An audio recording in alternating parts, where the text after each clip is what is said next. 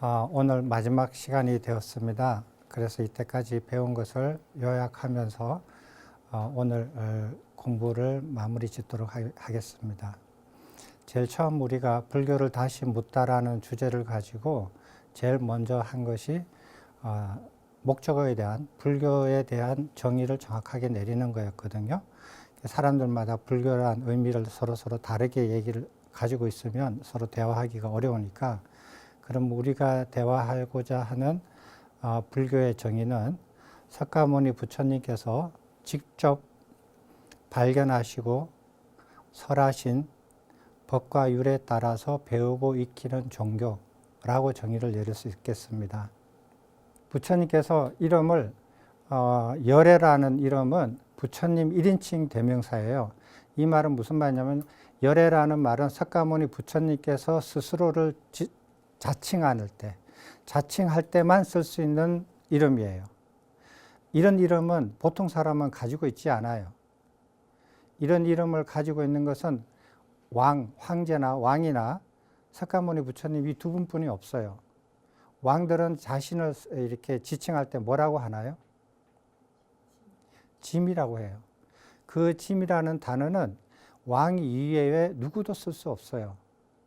왕비도 쓸 수 없고, 왕자도 쓸 수 없고, 대신도 쓸 수 없고, 어느 누구도 쓸 수 없어요. 어떤 목적으로도 쓸 수 없어요. 그게 1인칭 대명사라는 뜻이에요. 그리고 그거를 만약에 어떤 큰 대신이 와서 이렇게 뒤에 가서, 야, 나 너 짐처럼 보이니? 이렇게 얘기할 수가 없다라는 거예요. 그렇게 만약에 한 것이 들각나면, 발각이 되면 그 목숨이 날아갈 확률이 크죠. 그래서 1인칭 대명사는 그분 이외에는 아무도 쓸 수 없어요. 어떤 명사로도 보통 명사로도 쓸 수 없어요. 그리고 그러면은 석가모니 부처님을 부르는 제3자가 석가모니 부처님을 2인칭으로 부르는 이름, 혹은 3인칭으로 부르는 이름, 여기 10가지가 있어요. 10가지가 있는데, 이 10가지 중에서 이런 불이라는 말은 옛날에 보통 명사로 써져 있었어요. 근데 석가모니 부처님께서 이것을 2인칭 내지 3인칭 대명사로 만들어 버렸어요. 그러니까 이것은 석가모니 부처님의 명호예요. 이름이에요. 이름이니까 다른 용도로 쓸 수 없는 거잖아요. 스승의 이름이니까. 됐습니까? 근데 이 이름 중에서 보통 명사가 딱 하나 있어요. 사람들 쓸 수 있는 게. 그게 바로 아라한이라는 뜻이에요. 아라한은 왜 이렇게 대명사에서 보통 명사로 쓸 수 있느냐 하면, 부처님의 교법 안에, 가르침 안에 아라한과라는 과위가 설명이 되어 있어요. 그래서 아라한과는 대명사인 동시에 일반 명사로서 사용할 수 있는 게 유일한 겁니다. 그래서 그 부처님 당시에 부처님과 똑같은 정각을 이루신 그 분들이 많아요. 제자들 중에서. 그런 분들을 어느 누구도 경전에 그분이 부처님과 똑같은 깨달음을, 정각을 이루셨다, 깨우치신 분이다 라고 해서 그분 보고, 그 장로 비구를 보고 부처가 되었다, 부처님이 되었다, 이런 말 안 해요. 어떻게 표현하냐면은, 그분도 아라한 중에 한 분이 되었다 라고만 표현이 되어 있어요. 나머지 9가지 이름은 절대로 사용이 안 돼요.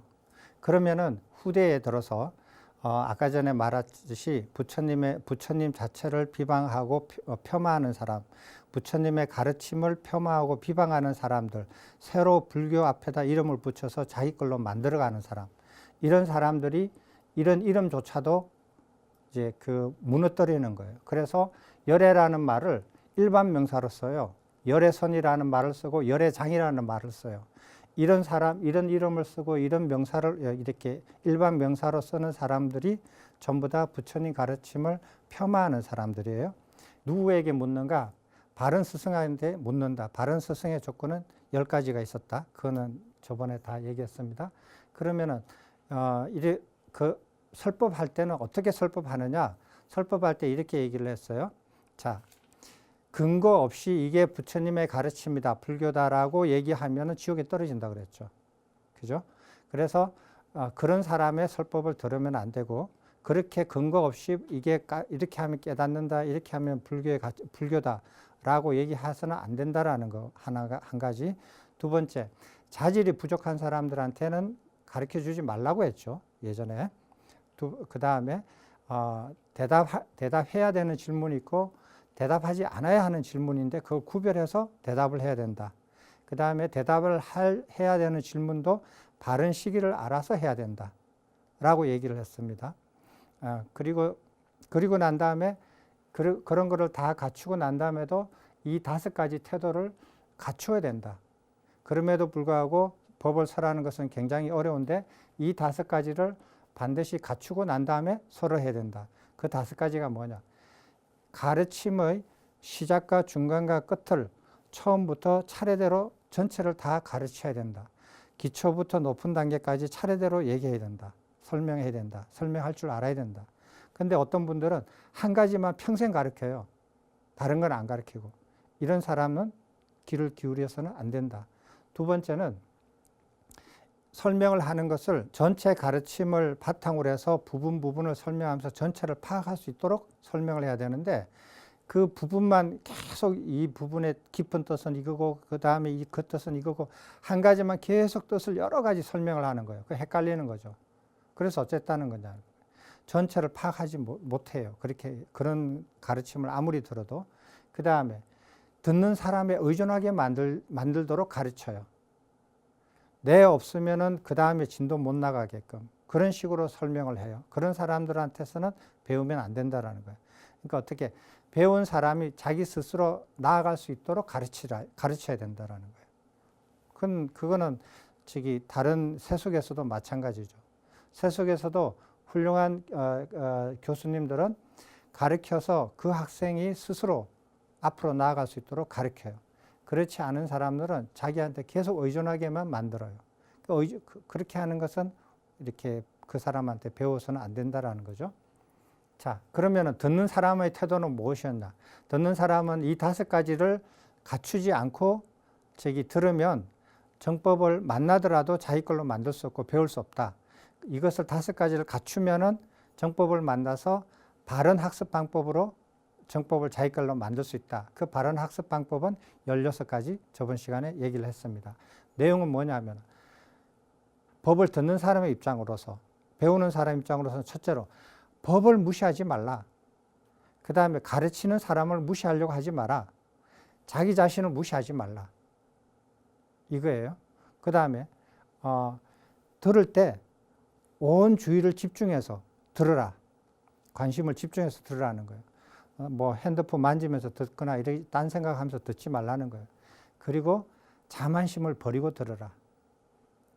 자만심이 있으면은 자기게 이렇게 안 돼요. 그리고 이제 정각에 이르는 길, 부처님께서 말씀하신 그 깨달음에 이르는 길에는 2가지로 우리가 한번 파악할 수 있다고 했는데 부처님께서 깨우치시기 전에 사문고따마라고 불렀어요. 사문고따마께서 정각에 이른 길, 석가모니 부처님께서 깨우치기 전에 그 중생이었을 때 차례대로 찾아가서 깨달음을 이룬 그 길, 그 다음에 석가모니 부처님께서 깨우치시고 난 다음에 제자들한테 가르치셨던 정각에 이르는 길, 이 2가지를 비교하는 거예요. 이 2가지를 비교해서 공부해 보시면 그 결론만 말씀드릴게요. 정각에 이르는 길이 유일한 길이다. 2개, 3가지 이렇지 않다. 딱 유일한 길이다. 이 길 말고 없다. 그 다음에 2번째, 차제법이다. 차례대로 가지 않으면 갈 수 없는 길이다. 그런데 어떤 사람이 얘기해서 그렇지 않다. 그거는 그 근기가 낮은 사람들의 말이고 근기가 아주 높은 최상근의 근기들은 이렇게 하는 순간 중생이 부처된다. 막바로 그냥 차제가 필요 없다. 한순간에 부처가 될 수 있다. 라고 주장을 해요. 그리고 이런 길 말고 부처님의 정각을 이룰 수 있는 다른 길들이 많다. 이렇게 주장하거든요. 이렇게 주장하는 사람들은 그 사람이 의도하든 의도하지 않든 부처님의 가르침을 폄하하고 비난하고 왜곡시키는 사람이 되는 겁니다. 그런 사람들은 누가 마치 데려다 놓듯이 지옥에 떨어진다라고 그렇게 경전에서 저 읽었습니다. 그래서 이런 글들도 한번 공부하셔서 확인을 해 보셔야 되겠습니다. 자, 그럼 오늘은 무엇을 해야 되느냐? 이렇게 해가지고 이렇게 배운 법을 어떻게 수호하느냐, 어떻게 지켜내느냐 하는 거예요. 그리고 오늘 제가 말씀드린 그 강의 내용을 어떻게 점검하느냐, 저분이 말하는 것을 내가 어떻게 믿을 수 있겠느냐 이거예요. 나는 그럴듯하게 들리더라도 나는 못 믿겠다. 나는 반드시 내 손으로 확인해 봐야겠다. 부처님께서는 반드시 점검하고 확인하라 그랬어요. 그래서 어떤 방식으로 점검하는지 오늘 이렇게 간단하게 말씀드릴게요. 그러면 이렇게 배운 법을 자기가 어떻게 지켜내느냐, 수호하느냐. 듣거나 읽고 배우고 호지하고 깊이 사유하고 범행을 닦으면서 항상 법을 존중해라. 존중하면서 이걸 해라 이거예요. 근데 존중하는데 이 경전이다. 높은 곳에 올려놓고 이걸 안 하는 거예요. 딴짓을 하는 거예요. 그것은 법을 수호하는 게 아니다. 법을 존중하되 이 5가지를 반드시 해야 된다는 거예요. 끊임없이 쉼없이 어떻게 듣거나 읽고 배우고 호지하고 깊이 사유하고 범행을 닦으라는 거예요. 이렇게 하면서도 항상 존중하면서 해라는 거예요. 그렇게 하면은 정법을 수호하는 사람이 되고, 그렇지 않는 사람은 정법을 사라지게 만든 사람이다 라고 얘기하시는 거예요. 자, 그 다음에 또 5가지인데, 배우고 남한테 설명하고 자신에게 배운 이가 타인에게 정법을 설명하도록 한다. 그 다음에 배운 정법을 잊지 않고 호지한다. 배운 정법을 깊이 사유한다. 호지한다, 깊이 사유한다는 앞에서 반복이 됩니다. 여기서 3가지 중요한 거는 항상 배운다. 그리고 항상 가르친다. 배우고 가르치고 배우고 가르치고 이것을 꾸준히 하라는 거예요. 나는 이제 그만 배워도 돼. 이러지 말라는 거예요. 끊임없이 배우고, 그 다음에 진짜 정각을 이뤄서 다 배웠다 하면은 가르쳐라. 끊임없이 가르쳐라는 거예요. 석가모니 부처님처럼 돌아가시기 직전까지 가르쳐라는 거예요. 그리고 8번 이것을 눈여겨봐야 돼요. 부처님께서도 평생을 이렇게 자복, 이렇게 평지에 같이 앉으셨어요. 같이 앉고, 경사가 졌다면 약간 높은 데 앉을 수 있었지만 평지라면 항상 평평한 데서 같이 앉고 같이 얘기를 했어요. 같이 얘기를 하고, 그리고 그 자리에 부처님 위에는 다른 사람이 앉으면 안 된다 이런 거 없어요. 그리고 석가모니 부처님께서도 어떨 때 사람들이 많이 모여져 있었을 때 이런 내용이 있습니다. 아난다 존자를 보고 너가 오늘 내 대신해서 설법해봐라. 면전했어요. 그래서 아난다 존자가 부처님의 명령을 받고 그 모인 사람들한테 설법을 대신합니다. 그리고 다 끝나고 난 다음에 부처님께서 잘했다. 참 너가 한 설법과 내가 했던 설법과 하나도 틀림이 없다. 참 잘했다. 라고만 해주세요.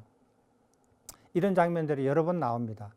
그래서 이렇게 법을 가르쳐 놓고 자기 제자가 새로운 사람한테 가르치지 못하게 한다. 이거는 굉장히 부처님 가르침과 위배된다는 걸 아셔야 돼요. 그래서 그분이 80, 90이 돼도 제자가 50, 60이 되어도 못 가르치게 만들어요. 그 밑에 있는 제자가 누가 거기 있겠어요? 안 있죠. 그 말이 안 되죠. 그렇게 하고 있어요. 그래서 대학에서도 교수님이 제자를 이렇게 해가지고 박사를 주고 그 다음에 연구를 시켜서 교수를 해서 그러면 동료 교수가 되잖아요.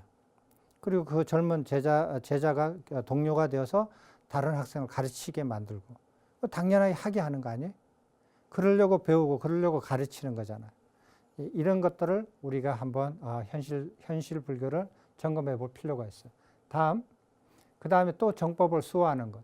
이런 사람들은 이렇게 부처님의 정법을 수호하는 이런 방법이 아닌 방법으로 하는 사람은 부처님의 법을 없어지게 정법을 소멸시키는 사람이다.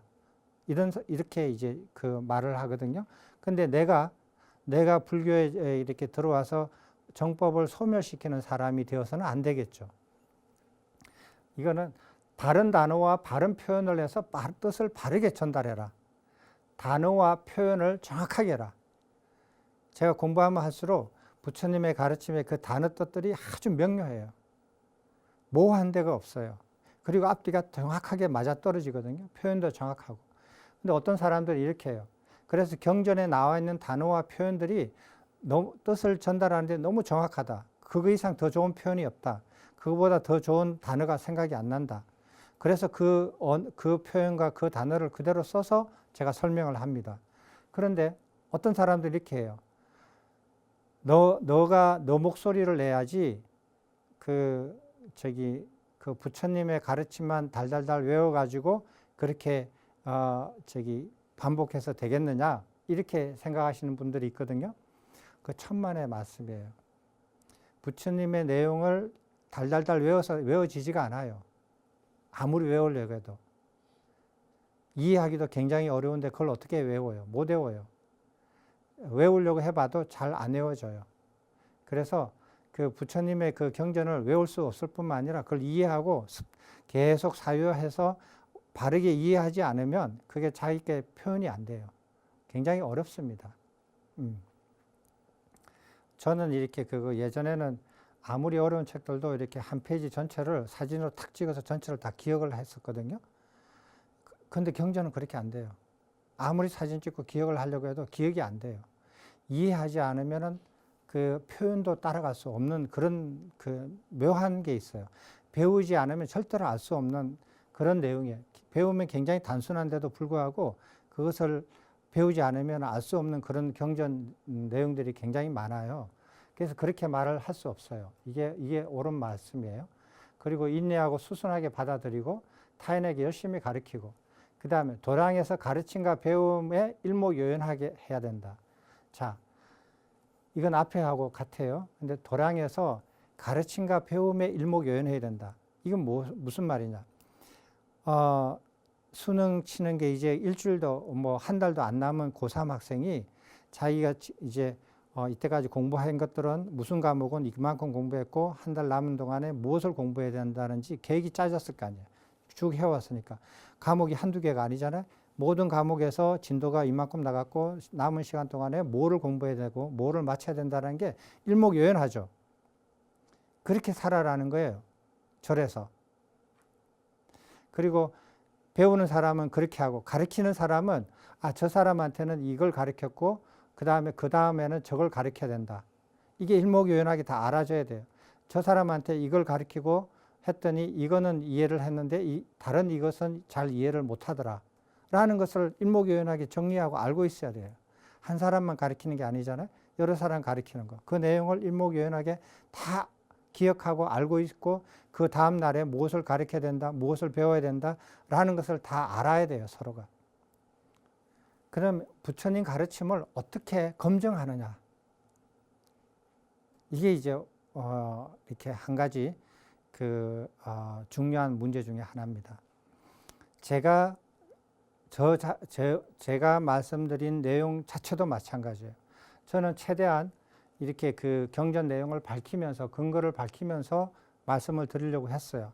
그러니까 여러분들이 가서 이 경전에서 이 내용을 확인을 해 보셔야 돼요. 저 사람이 이 경전에서 제대로 읽고 제대로 이해하고 제대로 말을 했는지 아니면은 잘못 말을 했는지 여러분들은 제 말을 듣고 반드시 점검을 하셔야 돼요. 점검을 하시는데 자, 점검은 그럼 어떻게 하느냐? 왜 부처님께서 점검을 이렇게 하라고 시키셨나 하는 거예요. 그거에 대해서 오늘 말씀을 한번 드려보겠습니다. 이 경은 대열반경이에요. 부처님께서 반열반에 드시기 바로 직전에, 그러니까 돌아가시기 바로 직전에 그 유훈인데 많은 비구들이 모여놓고 설법을 모든 법과 유를 상세하게 다 설명해요. 오랜 시간 동안에. 이때까지 해왔던 법들을 다 설명을 하셔요. 설명을 하시고 여기에 궁금증이 있으면 질문해라. 이렇게 하시면서 마지막으로 이때까지 하지 않으신 말씀을 하셔요. 그게 기록이 되어 있어요. 기록이 되어 있는데 그 이후에 어떻게 되냐면 그 이후에는 부처님께서 아주 짤막하게 설법을 하신 경우가 있어요. 너희들은 게을르지 말고 열심히 공부해라. 열심히 정진해라. 이 한마디 하시고 질문이 있느냐? 질문이 있으면 지금이라도 해라. 질문 다 없습니다. 그러니까 열심히 부지런히 게으르지 말고 열심히 정진해라 라고 하시고 마지막으로 돌아가셨어요. 사람들이 이게 유훈이라고 생각을 하거든요. 근데 본격적인 설법의 형태를 갖춘 마지막 유훈은 이거예요. 부처님께서 4가지 큰 권위가 있다. 이 권위에 대해서 말씀하시는데 그 4가지 권위가 뭐냐? 부처님에 의한 권위, 부처님에 의해서 생기는 권위가 있어요. 성가에 의한 권위가 있어요. 성가는 뭐냐? 수천 명, 수만 명이 모여있는 성가예요. 그 수천 명, 수만 명 중에서 가장 유명하고 훌륭하신 스님이 지도자가 한 분 계시고 그 밑에 80, 90 뭐 이렇게 오래되고 공부를 많이 하신 그 장로 비구들이 수백 명, 수천 명이 있고 수십 명이 있을 수도 있고 그리고 그 밑에 배우는 공부하는 젊은 스님들이 뭐 10,000명, 몇천 명, 몇만 명 이렇게 될 수 있죠. 이게 승가에 의한 권위예요. 승가. 그 다음에 그 많은 장로 비구들에 의한 권위. 그러니까 공부를 많이 하신 나이 드신 스님들 7, 80, 90 되시든 혹은 100살이 되시는 많은 공부를 평생 동안 하신 그런 스님들이 평생을 공부하신 그런 스님들이 많이 한 수십 명 있다. 혹은 뭐 작게는 수십 명이 있다. 이렇게 수백 명, 수십 명이 있다. 이러는 거예요. 이런 데서 나오는 권위. 그 다음에 한 명의 장로 비구. 그러니까 내가 생각하기에는 많은 장로 비구가 훌륭하신 스님들이 계시지만 이분이 제일 훌륭하게 느껴진다. 그래서 나는 이분을 스승으로 삼는다. 이 스승으로 삼은 이 비구, 장로 비구 한 분에 의한 권위, 이런 권위가 있습니다. 그죠? 이 권위 말고 또 다른 권위가 있나요? 불교계 안에서, 불설불교 안에서 찾아보기 어렵죠. 부처님께서 말씀하신 4가지 큰 권위예요. 부처님에 의한 권위, 승가에 의한 권위, 장로 비구들에 대한 권위, 한 명의 장로 비구에 의한 권위, 모든 권위에 대해서 지금부터 버려라, 무시해라, 없다 라고 선언하시는 거예요. 그게 무슨 뜻이냐? 지금 이런 권위에 대해서 이때까지 여기 권위에 대해서 부처님에 대해서 의지했다 이거예요. 그 권위에 머무르고 그 권위에 의지하고 그 권위에 기의했다 이거예요. 지금부터 하지 말라는 거예요. 승가의 권위에 머무르고 기의하고 의지했다. 하지 말라는 거예요. 지금부터. 많은 장로 비구들에 대한 권위에 대해서 기의하고 의지하고 머물렀다. 하지 말라는 거예요. 한 명의 장로 비구에 대한 권위에도 머물지 말고 의탁하지 말고 기의하지 말라는 거예요. 이거 굉장히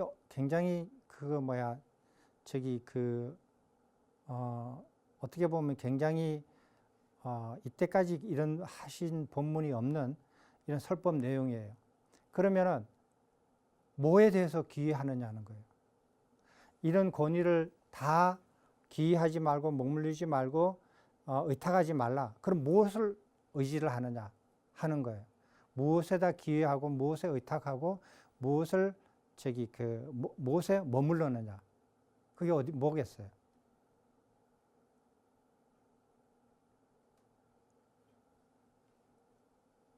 이걸 다 무시해라. 단 모든 이것을 다 무시하고 이 하나에다가 다 기의해라 라고 하신 거예요. 그게 뭐겠어요? 아마 이런 질문을 받으면 세상에 저런 질문이 있을까? 질문 자체를 당황스러워서 대답을 잘 못하실 거예요. 부처님께서 뭐라고 말씀하셨냐면 부처님께서 지금까지 지금 그 현장에서도 쭉 설명하신 부처님이 지금까지 설명하고 설하신 법과 율에 의지해라. 법과 율에 기이하고 법과 율에 의지하고 법과 율에 머물러라. 이렇게 말씀하셨어요. 그리고 내가 이때까지 설한 법과 율에 대해서 질문 있으면 지금 해라. 질문 없다. 이때까지도 40여 년 동안 설하셨지만 반복적으로 최종적으로 다시 한 번 더 설하십니다.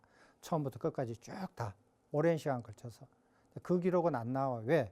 그 기록을 다 넣으면 너무너무 경전이 커지니까. 그 기록은 그리고 앞에서 나왔던 내용들이니까. 그 기용들을 다 하시면서 맨 마지막에 이 말씀을 하셔요. 앞으로 이 네 가지 큰 권위에 대해서 머물리지 말고 기이하지 말고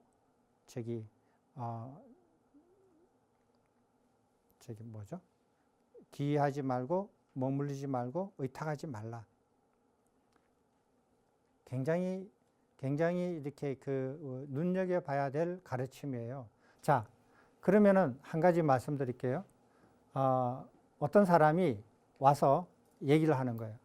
나는 부처님 면전에 부처님께서 이렇게 설하신 내용을 나는 받아들여서 이것이 불법이라고 부처님의 가르침이라고 생각한다라고 말을 하는 거예요. 나는 부처님 면전에서 부처님이 들었다. 나는 이 큰 성가 안에서 10,000명이 넘는 이 성가 안에서 모든 성가가 배우는 이것을 나는 거기서 배워가지고 왔다. 그리고 이것이 나는 부처님의 가르침이라고 생각한다라고 말을 해요. 자, 어떤 사람은 나는 많은 장로 비구들한테 훌륭한 장로 비구들한테 배웠다. 이 장로 비구는 누군데 나는 이분들한테서 배웠다. 나는 이것이 부처님 가르침이라고 생각하고 말한다 라고 말을 해요.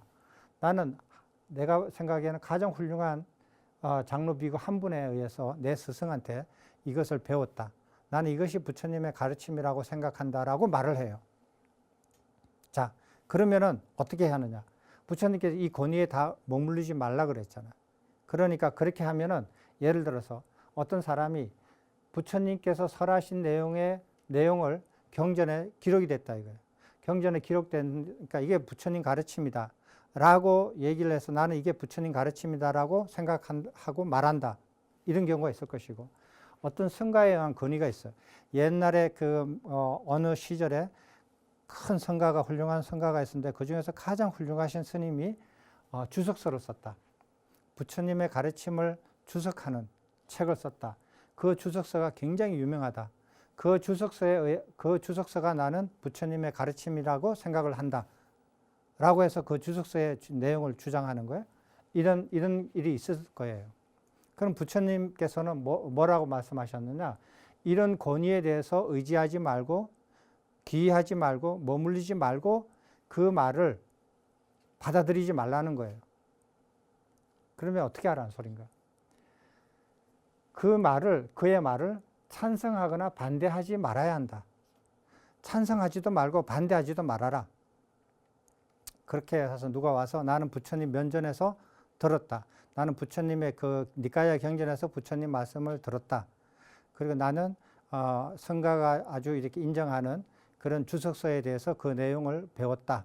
이게 부처님 가르침이다. 라고 말을 하더라도 그 말을 찬성하거나 반대하지 말라. 이게 부처님 가르침이에요. 왜? 그 권위를 이제 머물리지 말라고 했으니까 이럴 수 있잖아요. 그 권위에 머물렀을 때는 무조건 그 권위에 머물렀죠. 석가모니 부처님께서 직접 이렇게 말씀하셨으면 그 말을 무조건 따르죠. 그 당시에는. 그리고 부처님 가르침한테서 배웠던 장로 비구들이, 아라한가를 이룬 장로 비구들이 설하는 것을 그 당시에 다른 사람들은 무조건 따랐죠.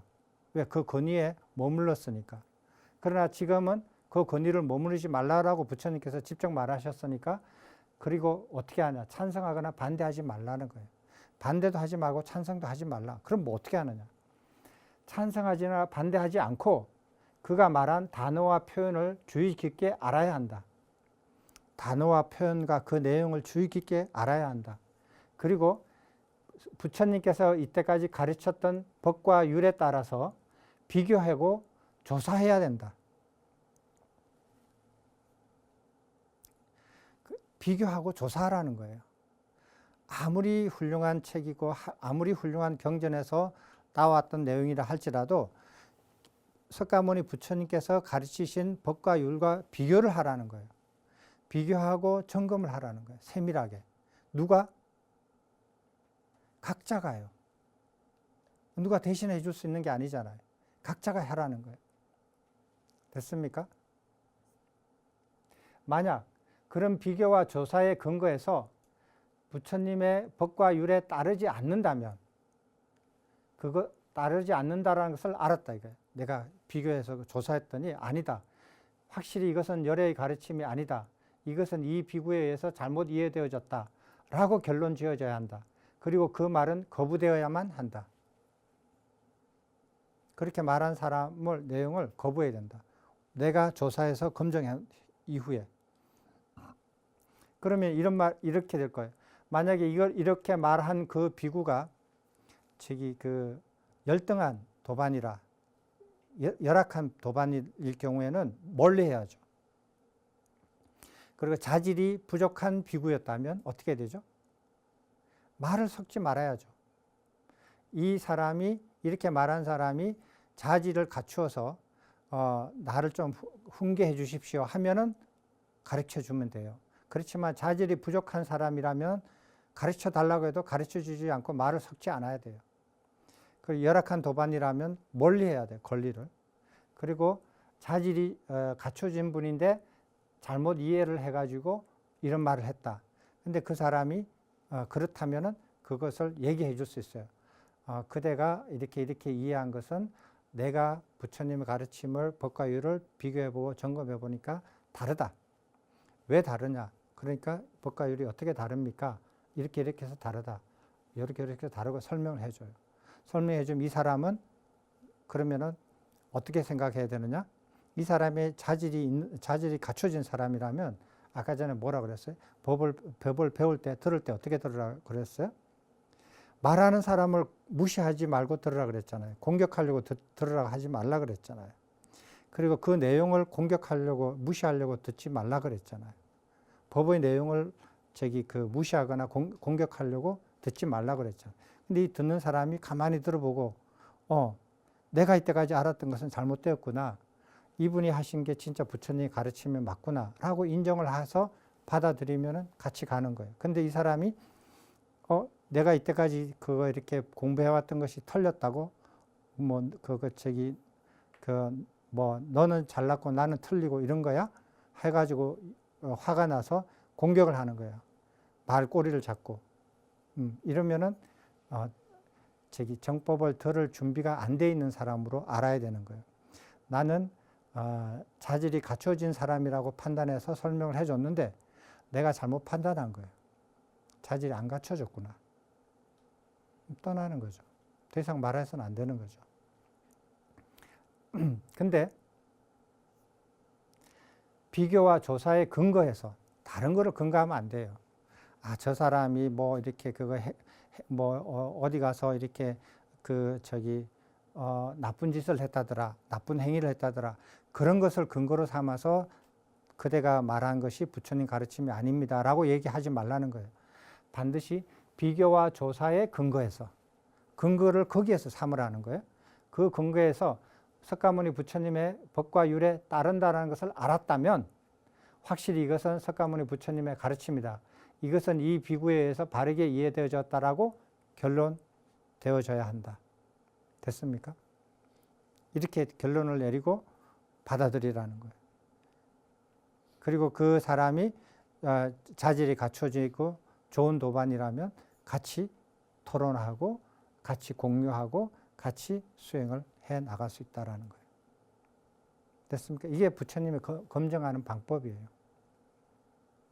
자, 이 가르침을 응용을 해서 우리가 지금 제가 니카야 경전을 내용을 읽고 이게 석가모니 부처님의 가르침이구나라고 이해를 해서 여러분한테 전했습니다. 그럼 여러분은 제가 말씀드린 내용을 듣고 그 경전을 찾아서 인용한 부분을 찾아가지고 확인을 해서 비교하고 검토해가지고 저 사람이 이 경전을 바르게 이해하고 바르게 읽고 바르게 말하였구나 라고 인정할 수가 있고, 그러면 그것을 이렇게 결론을 지어야 되고, 만약에 본인이 스스로 가서 그 경전을 읽고 세밀하게 비교하고 점검을 해봤더니 저 사람이 잘못 읽고 잘못 이해하고 잘못 말되어졌다 라면은 그 말을 거부해야 된다는 거예요. 저 말을 거부해야 된다는 거예요. 이렇게 말씀하시는 거예요. 그런데 어떤 사람이 이렇게 질문을 하는 경우가 있어요. 잠깐만. 근데 경전이 너무 많다라는 거예요. 경전 개수가. 내용이 좀 많아요. 근데 뭐 그렇게 많은 건 아니에요. 한 20권 정도 되는데 뭐 이렇게 활자가 커서 그렇지 활자를 줄이면은 몇 권으로 안 돼요. 저기 다른 학문 분야의 그 문헌들을 보면 여러분 상상을 초월해요. 엄청난 문헌이 그냥 큰 빌딩에 가득 찼어요. 거기에서도 다 찾아서 공부를 하는데 이거 20권 되는 거, 이 활자도 엄청나게 그냥 뭐 돋보기 안 보고도 볼 수 있는 크게 활자된 거는 이건 양이 많은 거 아니에요. 결코 많은 게 아니에요. 굉장히 어려워서 그렇지. 그러면 이런 거를 공부를 하면서 어떤 분이 이렇게 질문을 해요. 이 경전과 이 경전의 서로 내용이 서로 상반된다 이거예요. 상반될 수 있지 않고 이 경전의 어떤 부분, 경전의 일부 내용이 다른 경전의 내용하고 서로 모순이 된다. 이럴 때 그럼 어떻게 합니까? 라는 거예요. 부처님의 가르침을 이걸 가지고 그대로 응용을 해봅시다. 자, 그러면은 부처님의 사분 니까의 경전을 펴봤다 이거예요. 그럼 거기에는 왜곡된 부분도 부분적으로 있을 수가 있고 다른 내용과 서로 모순되는 내용이 있습니다. 분명히 있어요. 있는데 그런 걸 그럼 어떻게 판단하느냐는 거예요. 그래서 경전을 공부할 때도 어떻게 하느냐. 그 경전이 석가모니 부처님의 가르침에 맞다, 틀리다 라고 판단하지 말라는 거예요. 판단하지 말고 공부를 하라는 거예요. 판단하지 말고 공부를 하는데 그럼 뭐 경전 자체가 이렇게 내용이 잘못됐을 수가 있는 내용이 있는데 그럼 그거 자체를 어떻게 하느냐. 지금 석가모니 부처님도 안 계시고 그러면 그러면 경전은 그 부분적인 내용이나 경전 전체의 내용에 대해서 그런 의심이 들거나 의심이 안 들어도 경전을 공부할 때 항상 그 경전이 옳다, 그르다, 찬성한다, 반대한다라는 단정적으로 하지 말라는 거예요. 하지 말고 공부를 하라는 거예요. 그 읽고 이해하라고 하라는 거예요. 이해하고 그 경전을 이해하고 난 다음에 머리에 탁 띄워놔요. 컴퓨터 이게 화면처럼. 그리고 다른 경전도 읽고 계속 그런 식으로 공부해서 다 띄워놔요. 그래서 경전 전체의 내용이 만약에 그 1000개라고 하면은 내가 700개의 경전 내용을 다 이해를 했다. 그리고 다 띄워놔요. 그 띄워놓은 다음에 새로운 경전 하나를 볼 때, 이 새로운 경전을 공부할 때 혹은 어느 부분에서 공부를 할 때 이 내용이 이때까지 700개의 경전 내가 공부한 내용과 서로 상반된다 하면은 이게 틀렸다라는 걸 알아야 돼요. 그리고 이 경전이 이때까지 공부한 700개의 경전 내용과 서로 맞아떨어지지 않는다. 그럼 이거 버려야 돼, 이 경전은. 그렇게 적용을 해야 돼요. 그러면은 경전 내용이 1000개 중에서 틀린 게 700개고 맞는 게 300개라면 어떡할 겁니까? 그러면 불교 사라진 거예요. 근데 다행히 니까의 경전은 그렇지 않아요.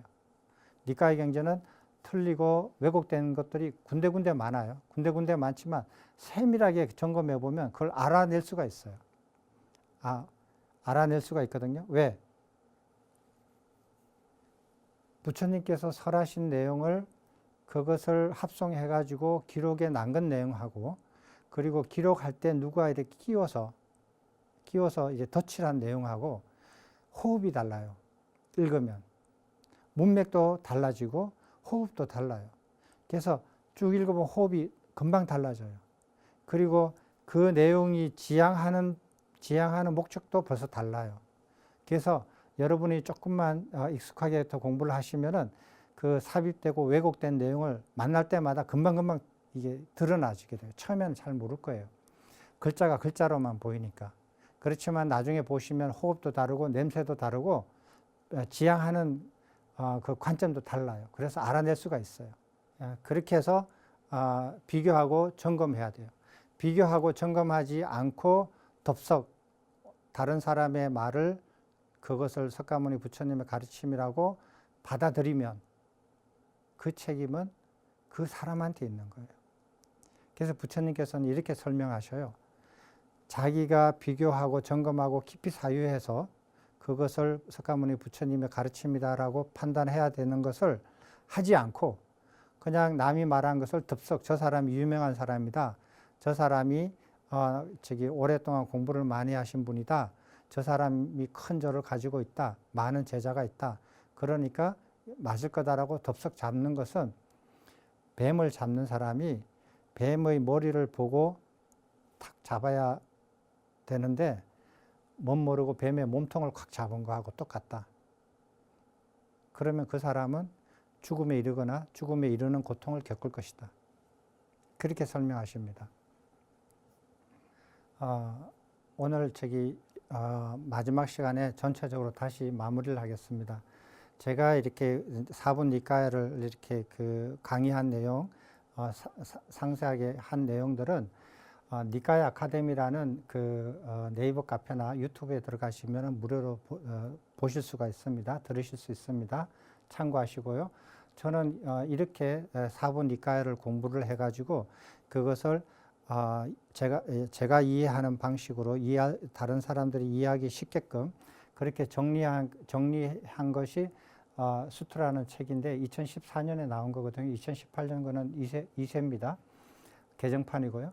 수트라라는 여시야독 수트라라는 그런 책에서 제가 정리를 부처님의 가르침을 체계적으로 이렇게 이해할 수 있도록 그렇게 해놨어요. 혹시 도움이 될지 모르겠습니다. 그래서 저는 앞에서 여시야독 나는 이와 같이 읽었다라고 얘기를 해서 내용을 적은 겁니다.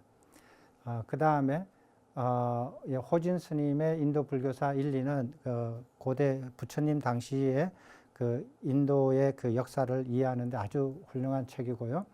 그리고 전재성 박사와 대림스님, 강묵스님의 이렇게 초기불전원의 연구 사분 니까야는 부처님께서 그렇게 말씀하시면서 아까 전에 네 가지 권위를 의지하지 말고 기의하지 말고 머무르지 말고 법과 율에 대해서 이렇게 의지하고 머무르고 기의해라. 그러면 사실 말씀이 뭐냐면은 부처님께서 지금까지 설하신 법과 율이 너희들의 스승이다. 스승이 될 것이다. 라고 얘기했어요. 어느 누구도 스승이 아니다 이거예요. 사람의 모습으로 가진 사람을 스승으로 삼지 말라는 거였어요. 그게 굉장히 강렬하게 석가모니 부처님께서 여러 번 이렇게 그런 거를 말씀하셨어요. 그래서 나는 석가모니 부처님의 정법을 이어받은 70 몇 대의 손이다. 막 이런 사람이 있어요. 권위를 새로 만들려고 하는 사람들이 있어요. 그런 권위는 부처님께서 다 없으셨어요. 없앴는데 새로 권위를 만드는 사람은 부처님 가르침에 정면으로 위배되는 겁니다. 그래서 부처님의 법과 율이 여러분의 스승이 될 것이고 석가모니 부처님의 가르침에 따라서 법과 율이 여러분의 스승이 될 것이고 여러분의 스승을 여기에 전화해서 여러분들이 이렇게 받아서 사서 보시면은 그것이 여러분의 스승이 될 것이에요. 부처님의 법과 율이 여러분의 스승이 된다. 승가도 아니고 법당에 있는 부처님도 아니고 나이 드신 자기 스승도 아니에요. 부처님께서 설하신 법과 율이에요. 그건 어디에 있느냐? 여기에 있습니다. 그래서 여러분들도 여기에서 꼭 연락하셔서 부처님의 법과 율을 찾아서 자기 걸로 만드시고 그걸 스승으로 삼아서 공부하시고 익히시기 바랍니다. 이걸로서 마치겠습니다. 수고하셨습니다.